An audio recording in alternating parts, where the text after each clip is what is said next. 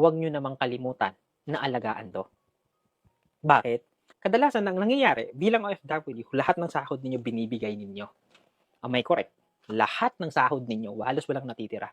Yung tipo bang para lang kayong tagahatid ng perang nakuha sa amo ninyo diretso sa remittance, then ang matatanggap ninyo, resibo. So ang request ko talaga, please guys, huwag nyo rin kalimutan to. Kasi pag kinalimutan nyo to at inabuso nyo to, lahat ng taong tinutulungan ninyo, kawawa. Bakit? Pag ikaw yung nawala, sino magpapadala? Sinong susuporta? Paano makakatapos yung pamilya mo? So what I'm saying is, if you have 10 peso na sahod, kahit pa paano, huwag niyong kalimutan na i-treat, bilhan ng gamot, vitamins yung sarili ninyo. Kahit pa paano, you must take care of yourself.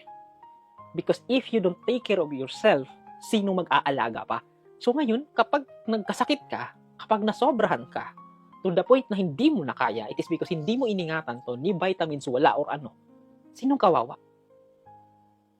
Sinong kawawa? Yung mga taong mahal mo, na mahalaga sa'yo, na kung bakit naging isa kang OFW.